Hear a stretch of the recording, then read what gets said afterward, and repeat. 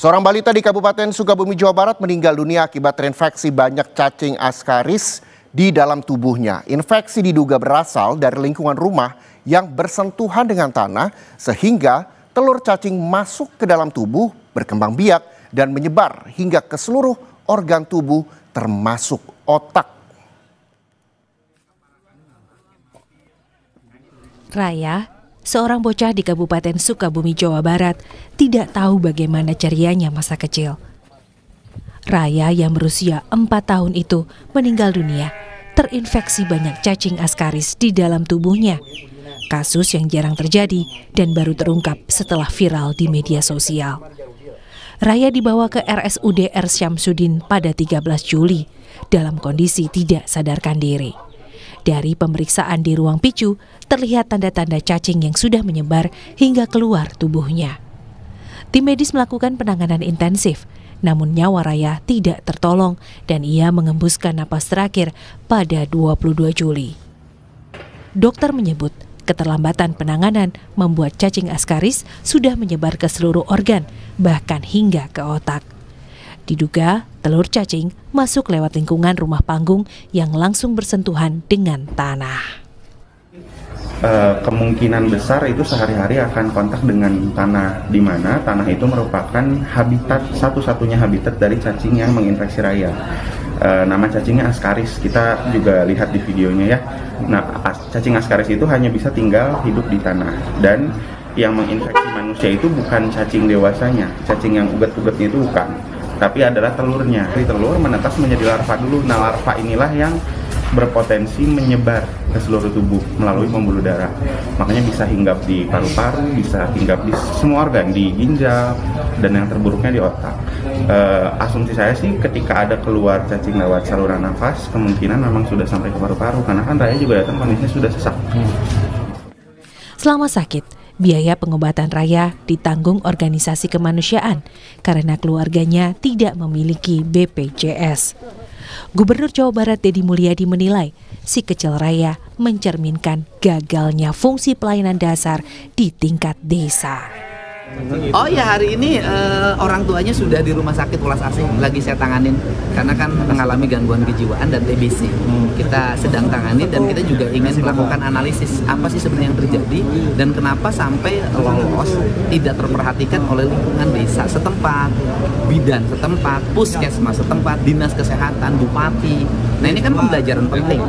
Saya sudah sebenarnya kalau mau saya ceritakan terlalu banyak kasus seperti itu, gitu loh. Tapi selama ini mereka biasanya ngadu ke rumah saya. Nah, ini mungkin tidak punya akses, tidak bisa cerita karena gangguan kejiwaan.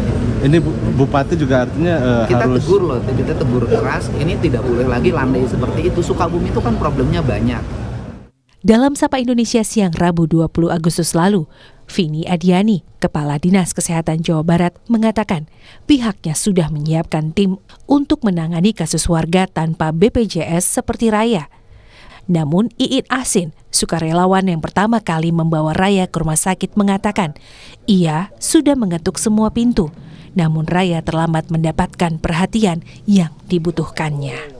Allah di tahun ini kita juga tahun depan secepatnya kita juga akan mengadakan dana atau RSUD provinsi tersebut yang bisa kita simpan dananya ya. Salah satunya adalah kita akan mengambil alih Rumah Sakit Patrol Kabupaten Indramayu menjadi RSUD provinsi begitu. Dan salah satunya adalah untuk pemerataan dan menyelesaikan masalah-masalah seperti ini. Dan kami pun sebetulnya sudah menyiapkan tim reaksi cepat di tingkat provinsi ini yang memang sudah kami sampaikan ke kota kabupaten untuk menyelesaikan permasalahan-permasalahan yang seperti tadi sudah dibantu oleh Bu Iin di Rumah Teduh begitu Bu Iin. Jadi kalau Bu Iin sebetulnya punya permasalahan itu, Bu Iin memang bisa kontak kepada kami begitu Bu Iin ya.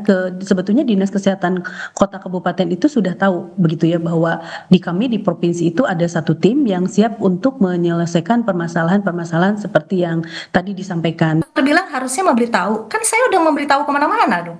Saya udah video-video ekstrim bodok, dan bahkan kita minta nomor pimpinan Kadinkesnya, kita cek, kita telepon, dia nggak angkat. Berarti semua pihak terkait kan kalau memang punya dana, URC apapun itu kan bisa merespon atau mengarahkan kita nih ada dana di sini atau gini. Bahkan terakhir yang bikin saya agak nyesek sih dok, dari Dinkes itu menyarankan agar Raya itu dipindahkan ke kabupaten. Kan kondisi udah dipicu dok, alat udah dipakai semua. Alasannya katanya tidak ada MOU dengan rumah sakit Bunut.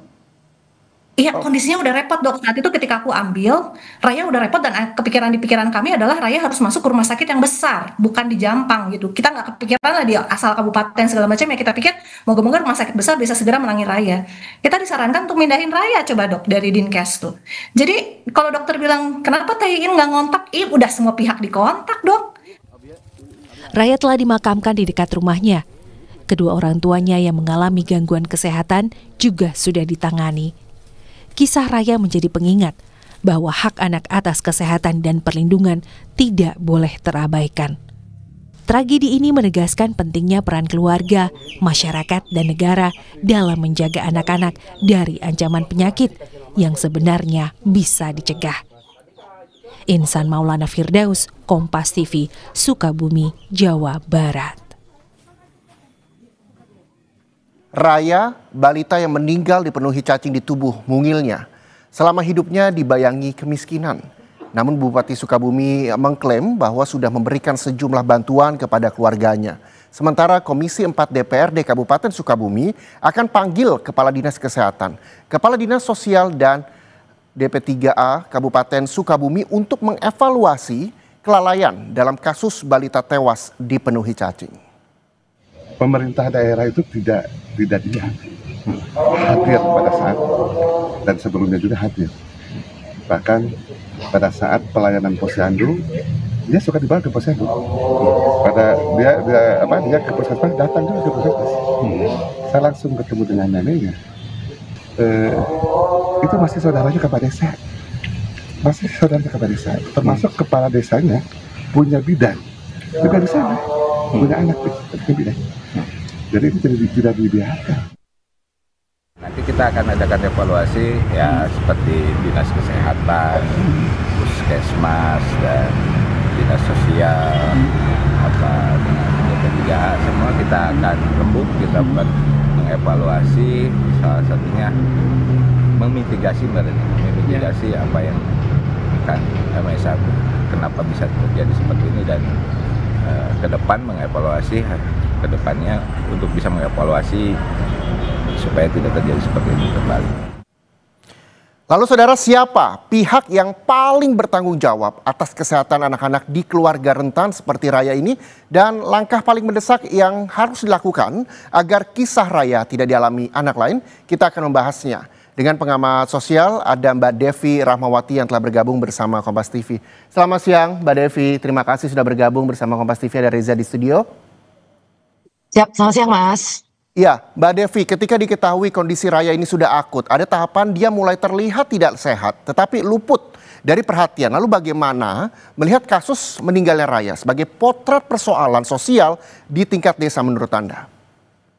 Ya, filsafat lama kan mengatakan bahwa anak itu bukan milik keluarga semata, tapi merupakan titipan semesta untuk seluruh kampung. Artinya dalam kasus Raya ini yang tentu kita sangat sedih mendengarnya, bila ada seorang anak yang jatuh sakit tanpa ada tangan yang menolong, sejatinya yang sakit bukan hanya anak tersebut, tetapi seluruh orang yang ada di lingkungan tersebut.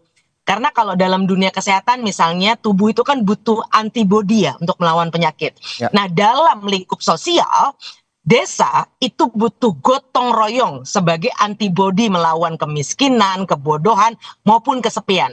Nah problemnya ketika tetangga gitu ya, dunia modern sekarang sudah terasuki cara pandang bahwa urusanmu adalah urusanmu, urusanku adalah urusanku, maka antibodi sosial itu melemah. Jika kemudian kader-kader di lingkup kesehatan kemudian tidak merangkul masyarakat, maka antibodi itu tidak akan bekerja. Nah, ketika pemerintah juga hadir tanpa dukungan warga, maka obat pun akan menjadi sia-sia. Artinya, ini ibaratnya seperti tubuh yang sehat. Setiap sel itu sebenarnya wajib untuk saling melindungi, setiap sel di masyarakat. Desa yang sehat adalah desa di mana setiap orang ikut menjaga orang lain.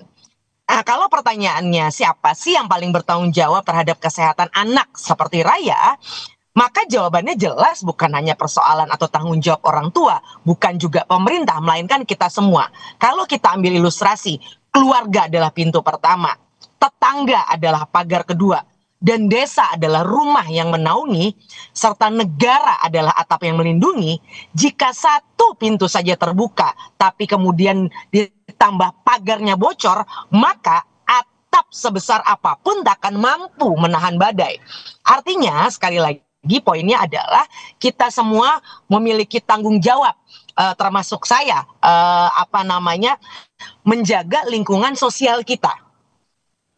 Oke, menjaga lingkungan sosial yang sehat juga begitu Mbak Devi. Tapi kalau misalnya menurut Mbak Devi, kalau melihat kasus yang dialami oleh Raya saat ini, di mana tetangganya mungkin sama kurang mampu atau kurang pengetahuan harus melakukan apa? Nah, menghubungi siapa untuk mengambil alih pengasuhan Raya, mengingat orang tuanya juga kita tahu sakit begitu, Mbak Devi?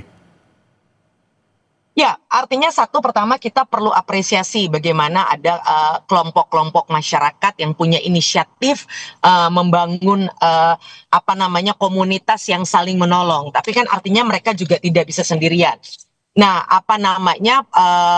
agen-agen yang paling penting di dalam masyarakat tentu saja pimpinan-pimpinan terdekat, yaitu apa? Kalau di dalam konteks kota kita mengenal ada RT atau RW. Nah, kalau di dalam konteks desa mungkin kepala dusun. Nah, kepala dusun punya tanggung jawab sosial dan moral untuk saling menyambungkan biar satu warga dengan warga lain itu saling nyetrum. Persoalannya semenjak pandemi dan pengaruh media digital, jangankan dengan tetangga, orang di dalam satu rumah pun bisa jadi tidak berkomunikasi. Nah, ini mempengaruhi seluruh masyarakat, tidak peduli dia dari kalangan menengah atas ataupun kalangan yang kurang beruntung sekalipun. Semangat untuk hidup sendiri-sendiri itu menjadi satu ciri penyakit sosial baru yang tadi bisa berpotensi melahirkan, yang mudah-mudahan tidak perlu terjadi, tapi potensi ada raya-raya berikutnya. Jangankan soal raya, kita tahu misalnya ada banyak kejadian, mohon maaf, ada tetangga yang sudah meninggal dalam konteks yang sudah cukup lama, baru ketahuan karena ada aroma. Nah, artinya ini ada banyak kejadian yang menyerupai apa yang dirasakan oleh Raya, yang kita semua perlu sama-sama serius memagari rumah sosial kita. Oke, Mbak Revi, ini juga bisa menjadi pembelajaran bagi kita semua agar terus bisa bersinggungan dengan orang-orang di sekitar keluarga, tetangga, siapapun itu, terutama di kasus Raya ini soal pihak desa, dusun, dan juga negara pada akhirnya. Apa langkah yang paling mendesak yang memang harus dilakukan agar kisah Raya ini bisa menjadi pembelajaran dan tidak dialami oleh anak-anak lainnya, Mbak Devi? Ya, kita kembali kepada semangat sedekah. Sedekah apa? Pengetahuan. Bagi yang tahu gitu ya, perlu kita mengajari tetangga hal-hal kecil memang, cara cuci tangan, memotong kuku, memberitahu pentingnya sandal gitu ya. Sedekah perhatian bila ada anak tetangganya pucat atau mohon maaf perutnya kelihatan tidak normal misalnya, ya jangan diam. Tapi ingat, konteksnya bukan dalam ingin menggibah, ingin ngomongin tetangga, bukan, tapi semangat kasih sayang. Ya, kemudian sedekah tenaga kalau memang dibutuhkan, misalnya membantu antar posyandu seperti yang dilakukan oleh teman-teman komunitas tadi, lalu menyiapkan makanan sehat atau ikut kerja bakti memperbaiki jamban, kenapa tidak? Sekarang coba tanya di lingkungan kita masing-masing, kapan terakhir kita kemudian siskamling bersama atau kemudian kerja bakti bersama? Kalau bukan karena ada momen seperti 17-an misalnya, di luar itu apakah ada komunikasi? Nah, ini memang perlu ada yang memimpin. Itulah tadi kenapa tanggung jawab tertinggi tetap berada di tangan pimpinan terdekat, yaitu RT RW ataupun kepala dusun dan sebagainya. Secara tidak langsung komunikasi yang baik antar RT RW, keluarga, tetangga juga penting untuk dilakukan. Sosial, berkehidupan sosial dengan sesama tetangga, aware terhadap sekitar juga sangat dikedepankan bagi kita yang bertetangga, bagi kita yang memiliki kehidupan masing-masing di rumah dan juga warga sekitar, begitu Mbak Devi ya. Mudah-mudahan ini juga bisa menjadi pembelajaran bagi kita semua. Terima kasih sekali lagi atas waktunya bersama Kompas TV, Mbak Devi Rahmawati, pengamat sosial di Sapa Indonesia Siang.